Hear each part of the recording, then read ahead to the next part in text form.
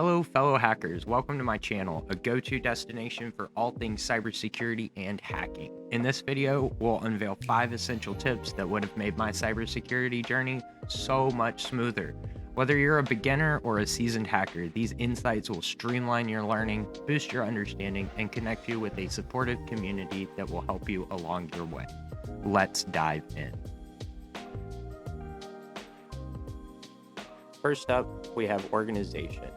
Keeping your files organized and knowing exactly where that scan is that you did is really important when working on different machines, especially when you get into larger environments with multiple machines on a network. For example, let's take my directory where I keep all of my information regarding Hack the Box machines. Inside it, you'll find multiple directories named after each box. In the folder, you'll find different folders for files, hashes, scans, phones, and www. Files, for example, has different files that we've either found on the box, be it on a SMB share or an FTP file server.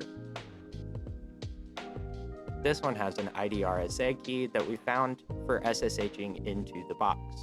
And in that share folder, that's where we would put anything that we found in an SMB share if we had to mount it, or one of those things where if we spidered a FTP file share. But in the hashes folder, you'll find uncracked hashes that you've dumped from different databases on the machine.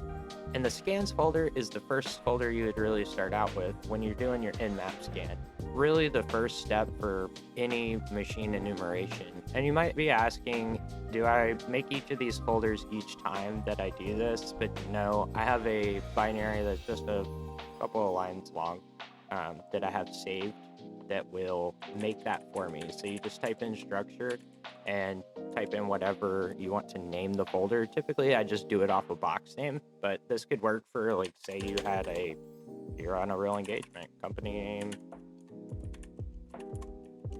and then you've got that initial structure. Next up, we have good notes. While being closely related to structure and organization, I feel it needs its own slot to drive home importance. When it comes to notes, there are many tools and solutions to use, such as Notion and Obsidian, the two that I use most frequently. I have other friends that use Joplin and swear by it, but it doesn't matter what tool you use as long as you're taking good, quality notes. First up, we have Obsidian, which is an open source note-taking application. This is the tool that I've been using the longest when it comes to taking notes. You can pay for Obsidian for features such as sync, that will allow you to push all of your notes to every device that you have Obsidian installed on. With Obsidian open, you can see on the left-hand pane, there's different folders with files inside of them. This makes it easy to organize things much like we did with our file structure, where we do it based off of box. This may not be the best method of taking notes, but it's what works for me. I just kind of put everything down into a story about where I am and what progress I have made. I typically use these notes to create blog posts later, and I'll be honest, I really haven't been on top of that as much as I should. Shopee was a fun machine, and I'd love to do a video for beginners to get into Hack the Box. Let me know in the comments if that's something you'd like to see. Next, let's take a look at Notion. On the left, you'll see in this tab, we have multiple different options for search, updates, settings, new pages, and other different things to collaborate with your team. Below that is the team space home. This is where you could invite people to share a team space and collaborate on projects or notes. However, sharing with a bunch of people will require a paid version of Notion.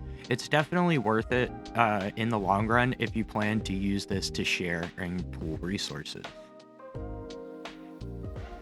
Below that, we have the biggest reason I started using Notion in the first place. Not enough to have a brilliant community member that shared his team space with me, Lone Johnny. It's people like this that make the hacking community so amazing. So thank you, Johnny. There might be one more story, but we'll get to that. Expanding the offensive security wiki, you'll notice that there's many tabs. That's why I say I'm so fortunate and thank him so much for allowing me to work with this and contribute some of my notes and to use these when I'm in a pinch. because the search feature for this is super intuitive. If I was to type in, let's say I need a reverse shell. Okay, so I've got a reverse shell cheat sheet, but the cool thing is it gives you a little bit of what's on there, like a link to a Stack Overflow, so you can really see and drill down to what exactly you need. Or if you're labeling it by box and you're trying to find something for maybe you left off somewhere like we talked about before, this is how you would find that. Organization inside of Notion is really easy. All you have to do is use this plus feature, and then you get a list of blocks that you can add. Here we could do a heading, make a new section, call it YouTube. You can also use the / to start a new block.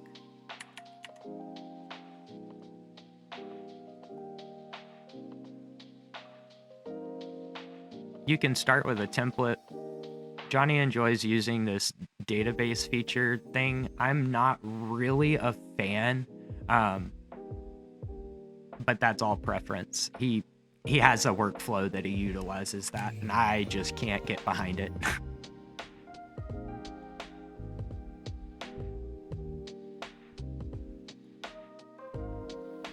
Another really cool feature that I like is the fact that you could just drag and drop and move stuff around. That's pretty handy. You could just use those 4 dots, or you could select an entire group and move them together.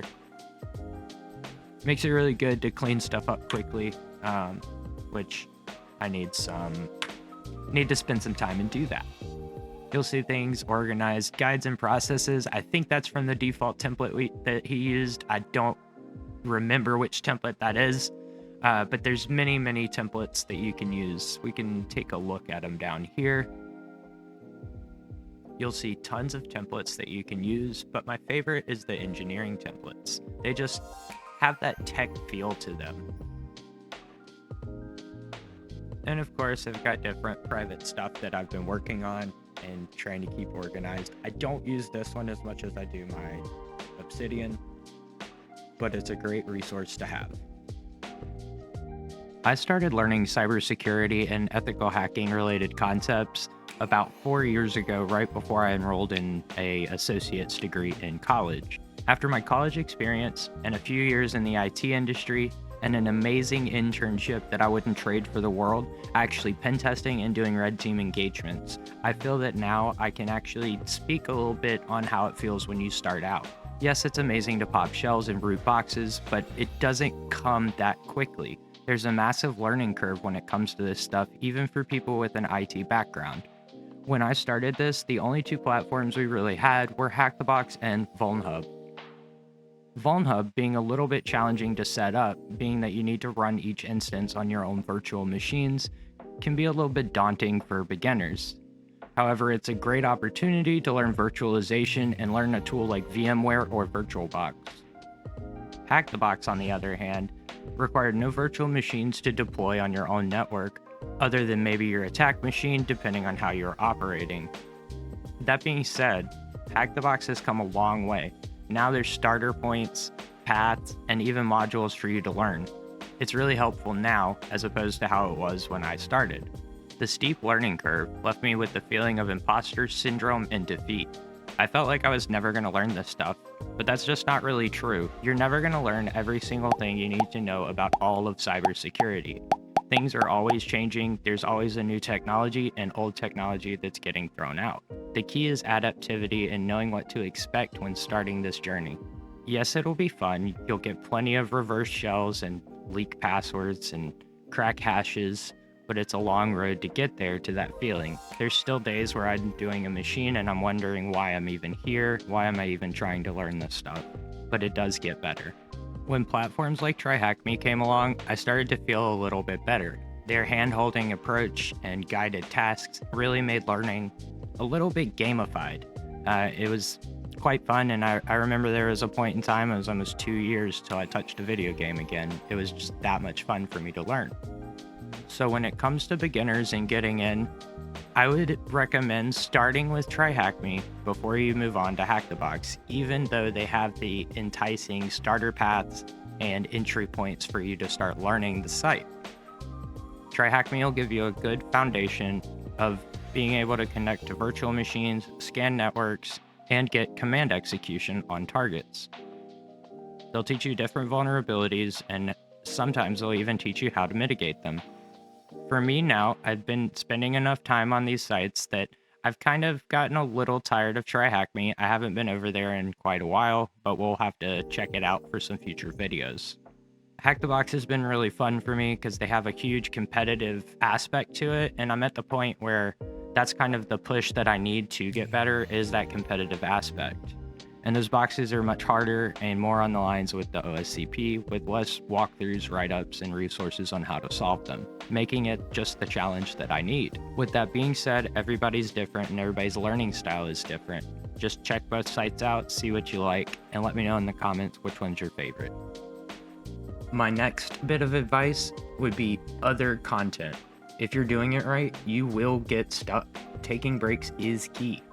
I probably spend an unhealthy amount of time at my desk, and I understand the importance of long-term breaks, but that's not really the kind of break that I'm actually talking about here. This is a little bit different. This is more of a taking a break from whatever problem that you're stuck on, but not taking a break from learning.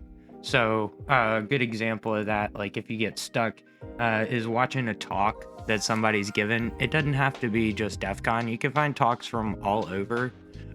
Here you can see that they've got tons and tons and tons of talks, just a bunch of different categories. They just uploaded a batch recently about this batch from, I think, this year's August DEF CON. Hopefully next year I'll be able to attend. It seems like a really cool thing.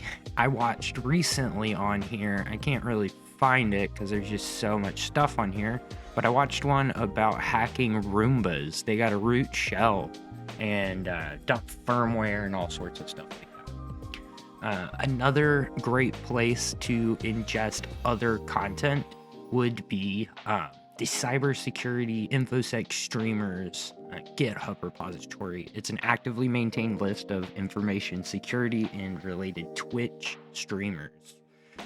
It also does YouTube, but I don't know that it tracks if they're online on YouTube. I think it's strictly Twitch. I don't know.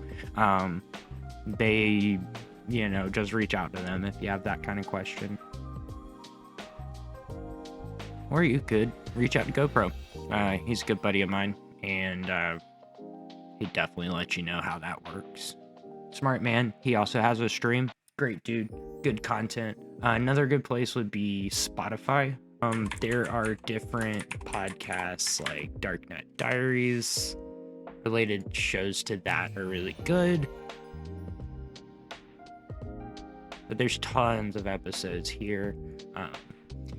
Of course, this one's better to watch, I think. Paul's Security Weekly, great podcast. A couple friends over there, and yeah, that's pretty much it on other content. Something that's helping you learn, be it cybersecurity related, maybe a coding tutorial, or anything of the sort. Hey, look, here's the Roomba robot. That's a great video. That's really cool. But I'm a firmware geek, so.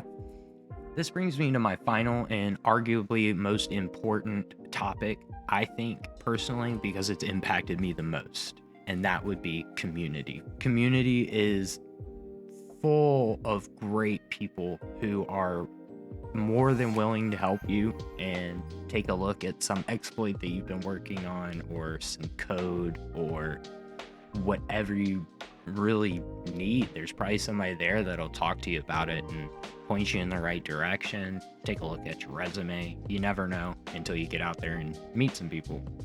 And with that, I have a little bit of a story. I am a streamer over on Twitch, and I have a guy that's been following me for a very long time who has become a very good close friend of mine. And That is Lone Johnny over on my Discord. That link will be in the description, so you can come and hang out with all those wonderful people as well. The more the merrier. So Johnny was updating something, or something happened to his server, and he ended up having to like reconfigure the drives, something to do with RAID. And I don't know why or how, maybe he can comment below, he decided to upgrade and get a better server. And I jokingly was like, you should send that to me. And well, crazy devil sent it. So thanks to Johnny, an amazing community member who has been supporting me for the longest time. I have a complete Blade server. I say complete, there's a little bit of some drive issues, ironically enough. I wonder if that's what made him upgrade, but that should be a simple fix. That being said, thank you for watching. If you enjoyed, leave a like, comment, and subscribe. In the comment section, leave me a little bit of advice that you found helpful along your journey. Go pop some shells and hack the planet.